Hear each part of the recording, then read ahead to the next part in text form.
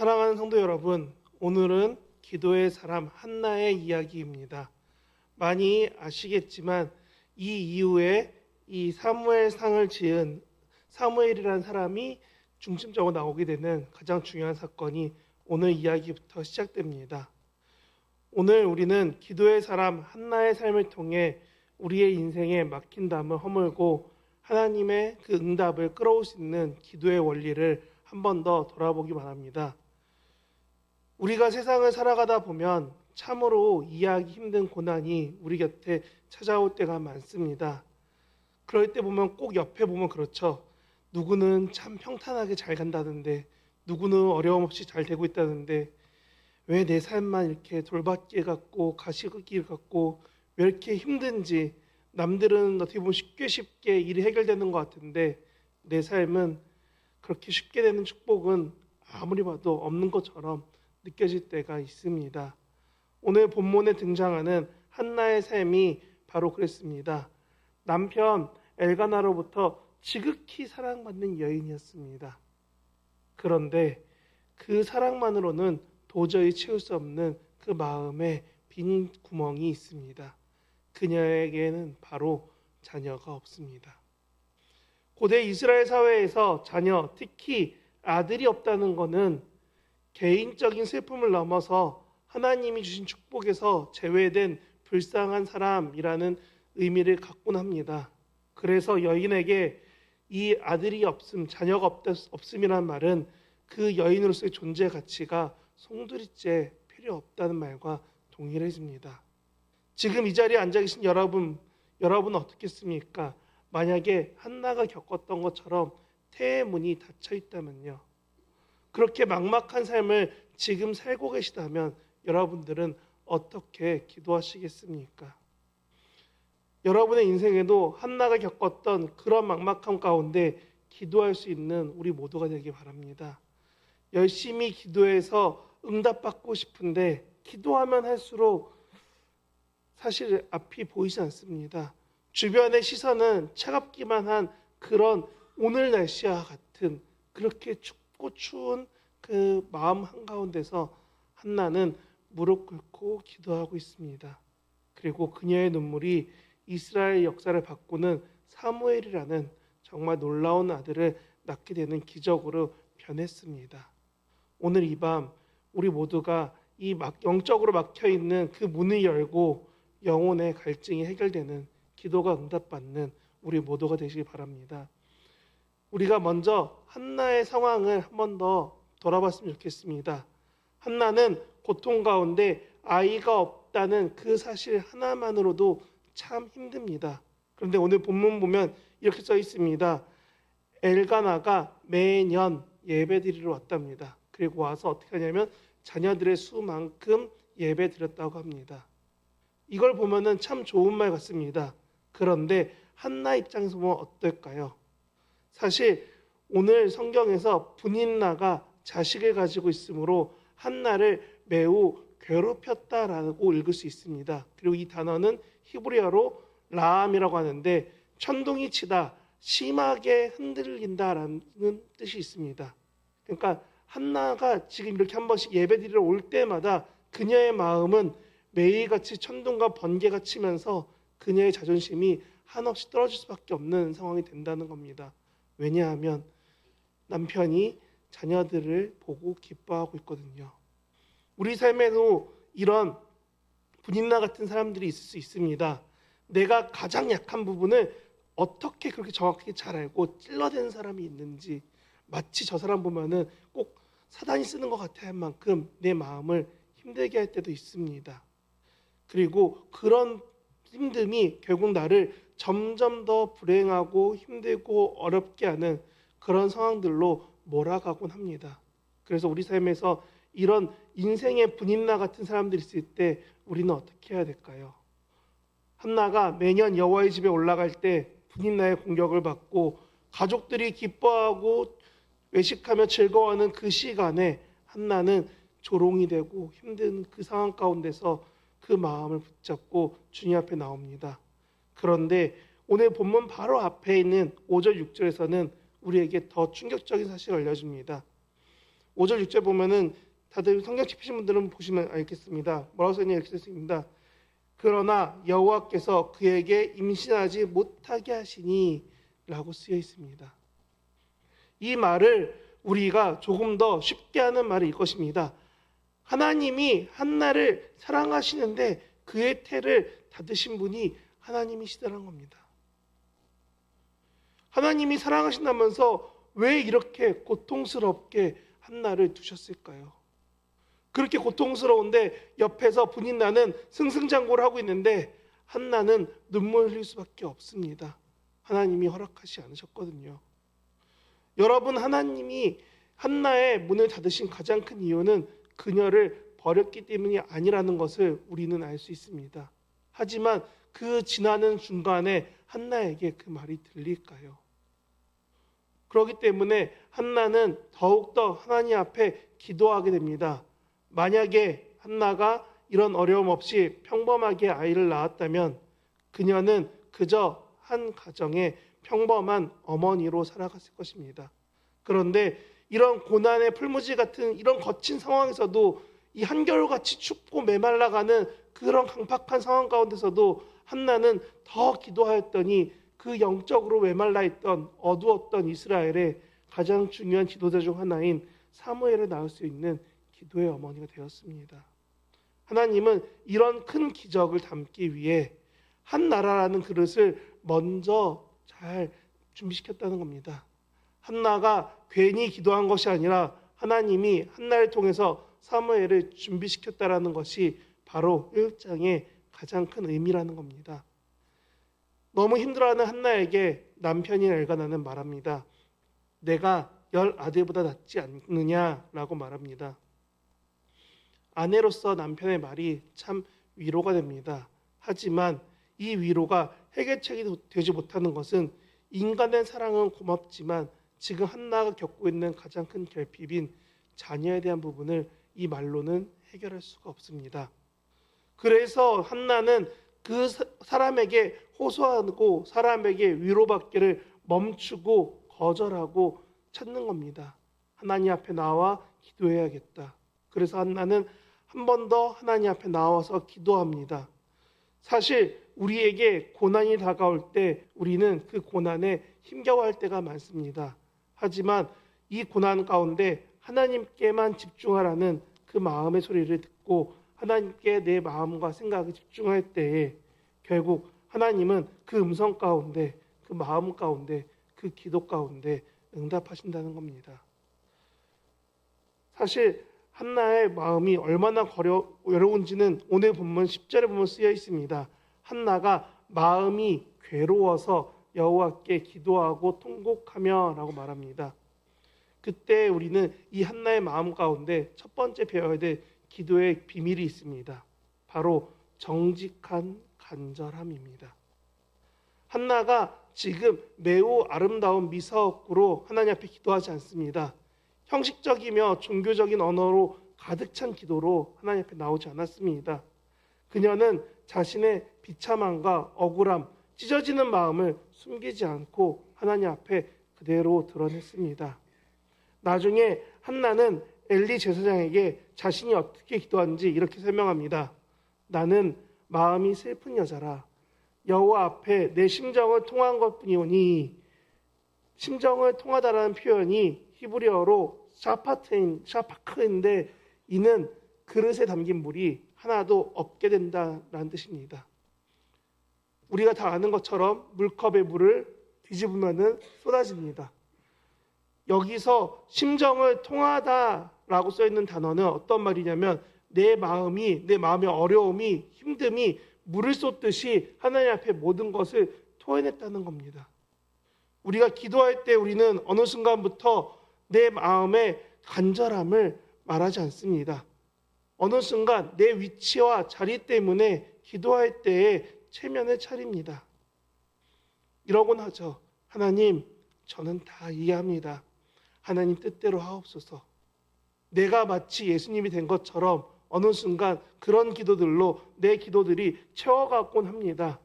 정작 내 마음속에서는 울분과 원망이 가득한데도 그런 마음이 기도로 나오지 못할 때가 많습니다. 과거 신학교에 떨어져서 1년을 더 공부해야 할 때도 주변에 같이 공부했던 지체들이 와서 얘기합니다. 하나님의 때가 아닌가 봐. 더 기도해봐. 맞아요. 하나님 때가 아닌 것 같아요. 라고 말하고 싶은데 마음과 입술과 고백은 다릅니다. 그리고 제가 증산제일교회 와서 결혼할 때까지도 저의 주변 사람들 앞에서 저는 말했습니다. 괜찮아요. 하나님이 예배해 주신 사람이 있을 거예요. 이 말을 한 해 한 해 한 번 한 번 할 때마다 저 또한 말과 마음이 다를 때가 많았습니다. 정말 기대하고 바라는 것이 이루어지지 않는 그때에도 나는 목회자가 될 거니까, 아니 목사니까, 전도사니까 괜찮아 라고 여기면서 제 자신마저 속이며 살아왔습니다. 그런데 정말 깊은 절망 앞에서 무너져 올 때는 괜찮지 않은 저를 발견했습니다. 그리고 그때에 저는 오늘 본문이 더 와닿았습니다. 하나님은 우리의 거룩한 연극을 원하는 것이 아닙니다. 하나님은 우리의 상한 심령 그 자체를 원하십니다. 그래서 시편 51편에서 다윗이 말하는 겁니다. 하나님께서 구하는 제사는 상한 심령이라고요. 우리는 어느 순간부터 하나님 앞에 진실하게 고백하는 것보다 그런 미사옥구에 나를 숨길 때가 많았다는 겁니다. 한나가 너무너무 울다가 기도하다가 너무 간절히 기도하다가 지쳤는지 그만 소리가 안 나오는 한나의 기도를 보면서 엘리는 말합니다. 너 혹시 술 취한 거 아니야? 라고요. 여러분, 사람의 눈에 미친 것처럼 보일 만큼 혹은 술에 취한 것처럼 보일 만큼 무언가에 전심으로 매달려 본 적이 언제입니까?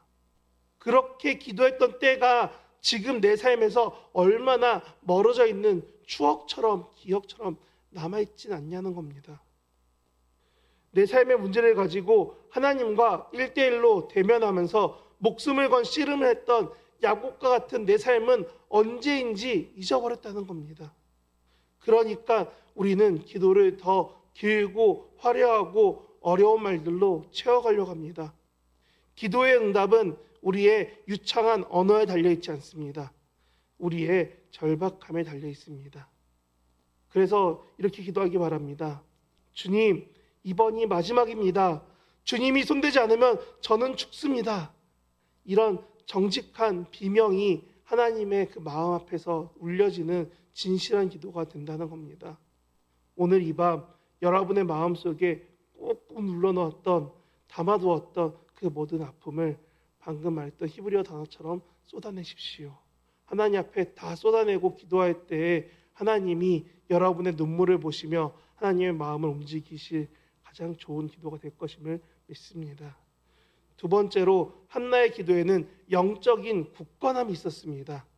기도는 단순히 내 요구사항을 관철하는 시간이 아니라 하나님의 뜻이 내 뜻에 굴복되는 시간입니다.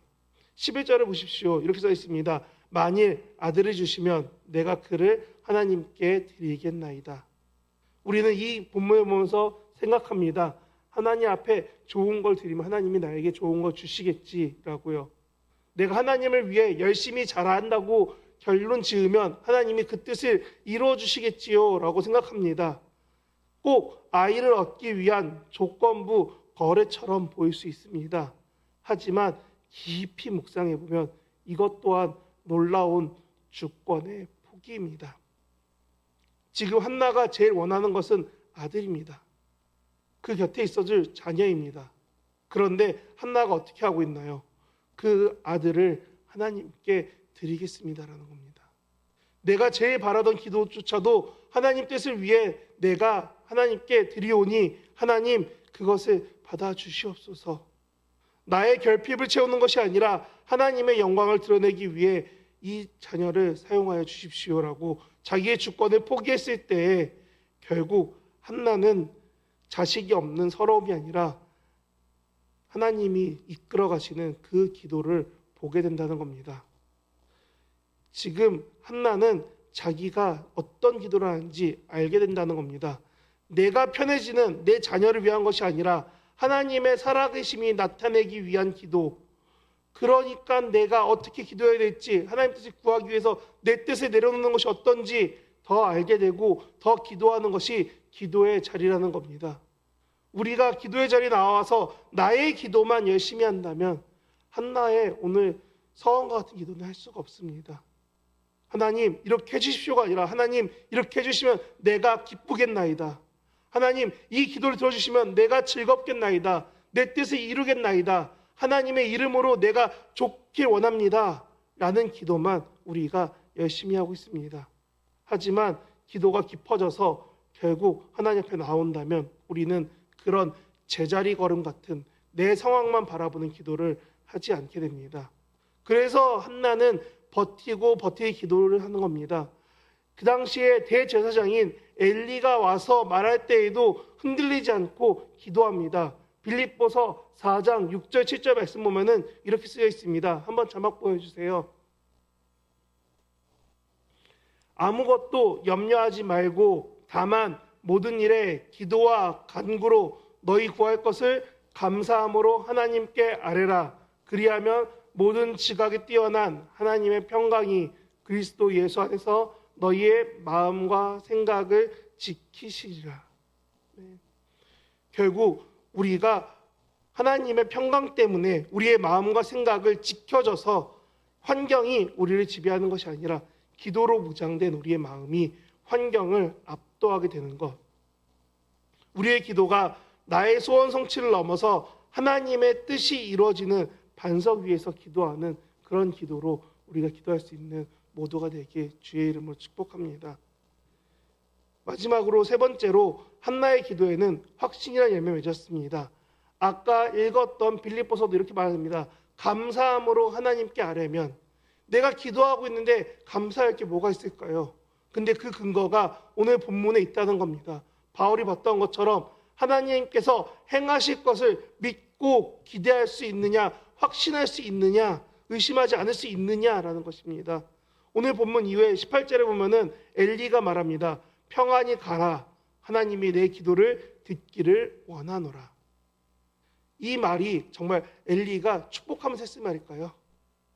지금 엘리는 밤에 나와서 혼자 기도하고 있는 한나를 봅니다. 근데 한나를 아무리 봐도 술 취한 것 같아 보여요.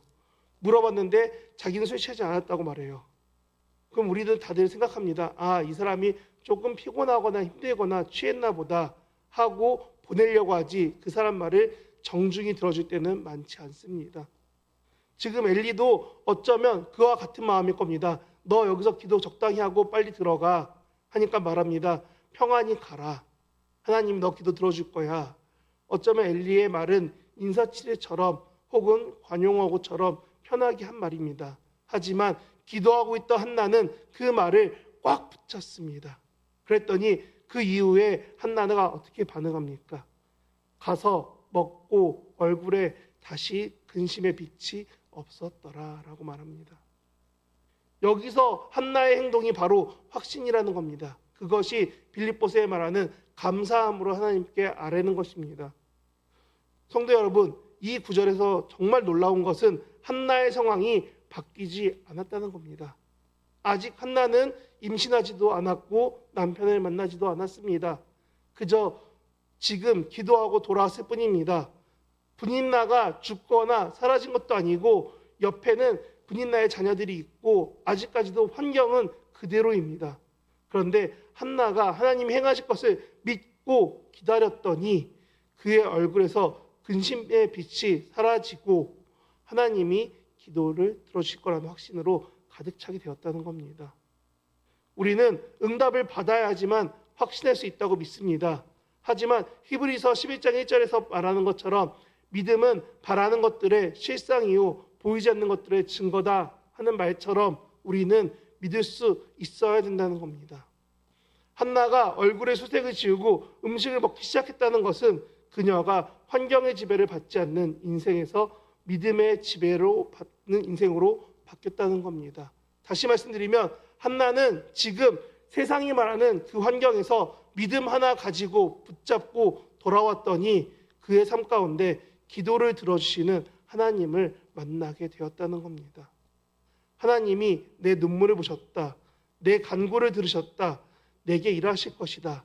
이 고백이 한나에게 가득하게 되었을 때 그녀의 기도가 이루어졌다는 겁니다. 지금 잘 생각해 보시면 그 이후에 본문을 읽을 때 결국 하나님이 그 기도를 응답하셨다는 것을 우리는 보게 됩니다. 사무엘상 1장을 다시 한번 천천히 읽어보실 때 이와 같이 한나의 기도가 이루어져 가는 것을 볼 수 있습니다. 우리가 한나처럼 기도하고 무릎을 펴고 일어날 때에 우리의 얼굴에는 모든 근심이 걷히고 주의 찬란한 빛이 가득하기 바랍니다. 하나님께 기도하여서 하나님이 내 근심을 해결해 주실 거라는 그 믿음 가지고 돌아갈 수 있는 저와 여러분 되시기 바랍니다. 그렇기 때문에 오늘 우리는 한나의 기도를 통해서 우리의 막힌 담을 어떻게 허물 수 있는지 바라보았습니다. 내 주변에 분인나처럼 정말 괴롭고 힘들게 하는 사람이 있을 때라도 하나님이 나의 상황을 막으신 것 같은 태를 닫으신 것처럼 내 상황이 막힌 것 같은 어려움이 있은 후에도 결국 우리가 꼭 기도해야 되는 것은 우리 삶에 사무엘과 같은 기적이 준비되고 있음을 기억해야 됩니다. 그래서 우리는 꼭 기도합시다. 한나가 했던 것처럼 하나님 앞에 진심으로 나의 모든 심정을 쏟아내는 간절함을 회복하십시오. 괜찮은 척하지 마시고 아프면 아프다고 힘들면 힘들다고 하나님 앞에 통곡하며 나아가십시오. 둘째로 환경의 소음에 흔들리지 말고 하나님께 시선을 고정할 수 있기 바랍니다. 우리의 믿음이 굳건해졌을 때 기도의 중심을 내 욕심에서 하나님의 영광으로 옮길 수 있게 됩니다. 셋째, 기도를 마칠 때 하나님이 응답하실 것을 미리 믿고 누리는 확신을 가지고 가십시오. 다시는 얼굴에 근심의 빛이 띄지 않겠다라고 결단하며 평안의 식탁으로 나아갈 수 있는 저와 여러분 되기 바랍니다. 그래서 한 구절 더 보겠습니다. 로마서 8장 26절입니다. 로마서에 이렇게 쓰여 있습니다. 이와 같이 성령도 우리의 연약함을 도우시나니 우리는 마땅히 기도할 바를 알지 못하나 오직 성령이 말할 수 없는 탄식으로 우리를 위하여 친히 간구하시느니라. 아멘. 여러분 혼자 기도하는 것이 아닙니다. 성령님이 여러분의 눈물을 닦아주시며 함께 기도하고 계십니다. 오늘 한나와 같이 기도하는 모든 분에게 하나님은 사무엘을 주실 것입니다. 아니 사무엘 이상의 축복으로 여러분이 정말 갈급해하던 그 빈자리를 채워주실 것입니다. 텅 빈 웅덩이 같은 여러분의 인생에 생수의 강이 넘치는 그런 복된 자리로 기도하며 나아갈 수 있는 오늘 기도하는 저와 여러분 되시길 진심으로 축원합니다.